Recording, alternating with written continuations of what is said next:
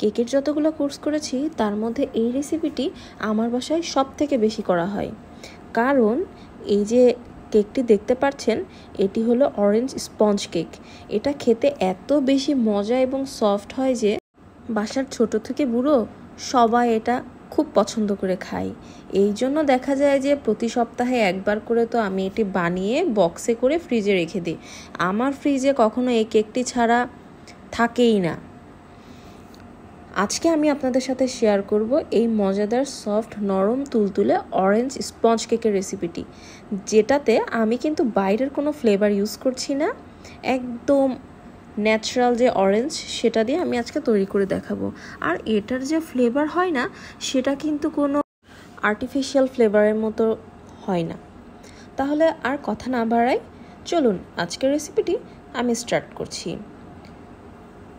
তার জন্য আমি প্রথমে নিয়ে নিচ্ছি এখানে 1 কাপ ময়দা। আমি এখানে তীর ব্র্যান্ডের ময়দাটা ব্যবহার করেছি। এখান থেকে আমি 2 টেবিল চামচ ময়দা সরিয়ে রাখছি। তারপরে এখানে দিয়ে দিচ্ছি 2 টেবিল চামচ কর্নফ্লাওয়ার। এটা হচ্ছে কেক ফ্লাওয়ার। আমরা যে এটা রেডি করছি এটাকেই বলা হয় কেক ফ্লাওয়ার। এই রেসিপিটা অনেকে জানেন না, আজকে শিখে নেন কীভাবে কেক ফ্লাওয়ার তৈরি করতে হয়। আচ্ছা, এর মধ্যে দিয়ে দিচ্ছি 1 চা চামচ বেকিং পাউডার। তারপরে দিয়ে দিচ্ছি সামান্য একটু লবণ। এরপরে এই সব শুকনো উপকরণগুলো আমরা একটি চালনির সাহায্যে ঠিক 3 বার চেলে নিব।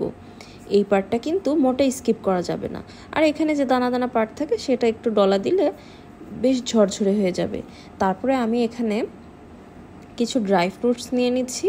যেহেতু এটা ফ্রুটস কেক, তো আপনারা চাইলে ড্রাই ফ্রুটসগুলো দিতে পারেন হাতের কাছে যদি থাকে, না হলে কোনো সমস্যা নেই। আমি এখানে এই যে এর ভিতরে যে বিচিগুলো থাকে সেটা আমি সরিয়ে ছোট ছোট কিউব করে কেটে নিচ্ছি। আর এখানে আমাদের যে মেইন ইনগ্রিডিয়েন্টস সেটা হচ্ছে একটি মালটা খোসাটা আমরা এভাবে গ্রেট করে নিচ্ছি, এরকম হবে। তারপরে এখানে আমি রুম টেম্পারেচারে থাকা 4টি ডিম নিয়ে নিচ্ছি। ভাগ্যক্রমে আমার প্রথম ডিমটা কুসুম একসাথে হয়ে গেল।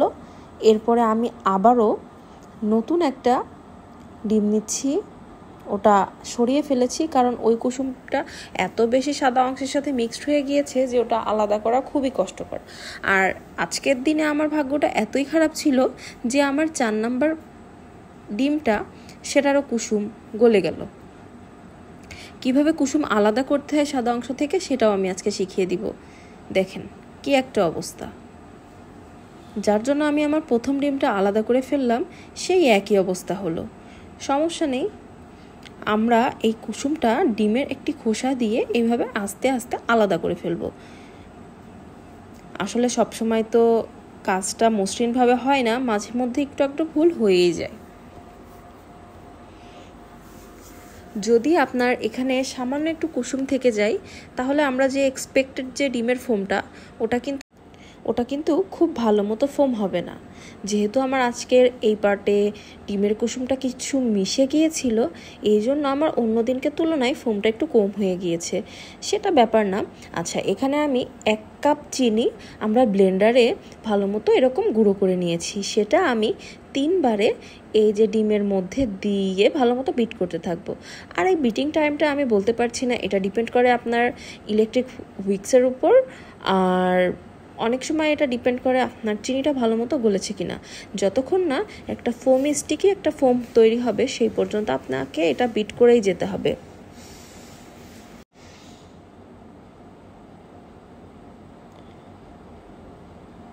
দেখতে পাচ্ছেন এই পর্যায়েও ফোমটা কিন্তু লিকুইড। তারপরে যখন এরকম বেশ একটা থিক কনসিস্টেন্সি হবে সেই পর্যায়ে আমরা এখানে দিয়ে দিচ্ছি 1/4 কাপ মাল্টার জুস। এটা আমরা আগে থেকে মাল্টা থেকে 1/4 কাপ মতো জুস বের করে রেখেছি। তারপরে দিয়ে দিচ্ছি সেই যে মাল্টার খোসা আর সেই যে শুকনো উপকরণ, এগুলো একসাথে করে আমরা দিয়ে দিচ্ছি। আর পাশে আমরা 1/4 কাপ তেল রেখেছিলাম, সেটাও মিক্স করে দিচ্ছি। এখন সব উপকরণগুলো একদম স্লো হাতে ঘুরিয়ে ঘুরিয়ে মিক্স করে নিতে হবে।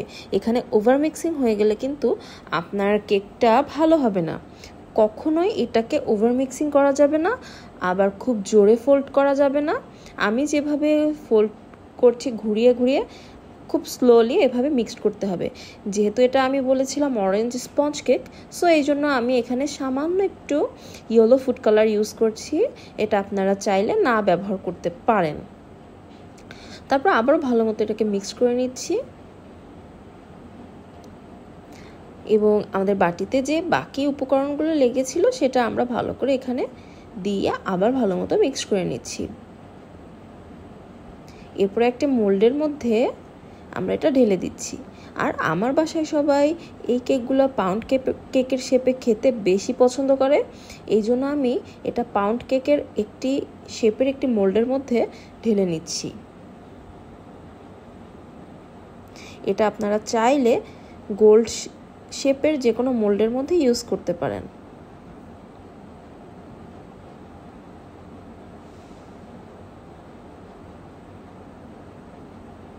এরপরে সেই যে ড্রাই ফ্রুটসগুলো কেটে রেখেছিলাম সেগুলো সামান্য একটু ময়দা গড়িয়ে উপরে দিয়ে দিচ্ছি, এতে করে ড্রাই ফ্রুটসগুলো নিচে নেমে যাবে না। আর আমি ওইদিকে ওভেনটিকে 180 ডিগ্রিতে 10 মিনিটের জন্য প্রিহিট করে নিয়েছি। এই পর্যায়ে আপনারা এটা চুলোয় বেক করে নিতে পারেন, তাহলে উপরের কালারটা কম আসলেও কেকটা খেতে সেম টু সেমই হবে।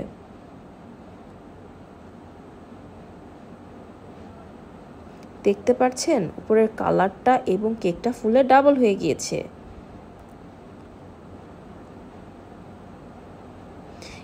এই পর্যায়ে আমি একটি টুথপিক দিয়ে চেক করে নিচ্ছি যে আমাদের কেকটি প্রপারলি কুক হয়েছে কিনা। দেখতে পাচ্ছেন যে টুথপিকটা ক্লিয়ার, এর মানে কেকটি আমাদের ভালো মতো তৈরি।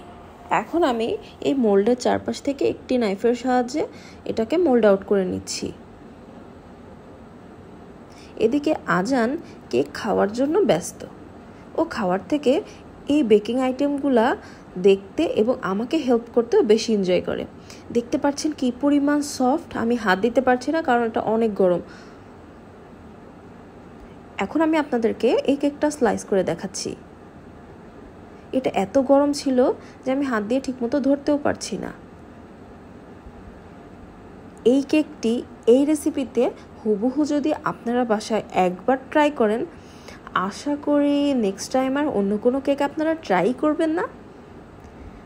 আমার বাসাতে যতজনকে এই কেক আমি তৈরি করে দিয়েছি তারা দ্বিতীয়বার আমার কাছে এই কেকটি আবার খেতে চেয়েছে।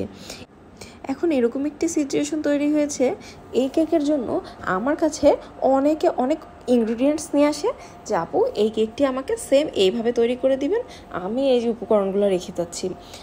শুধু আমি না, এই কেকটা আপনি যখন তৈরি করবেন আপনার কাছেও অনেক এরকম উপকরণ দিয়ে যাবে যেন এরকম করে আপনি আর একজনকে তৈরি করে খাওয়ান।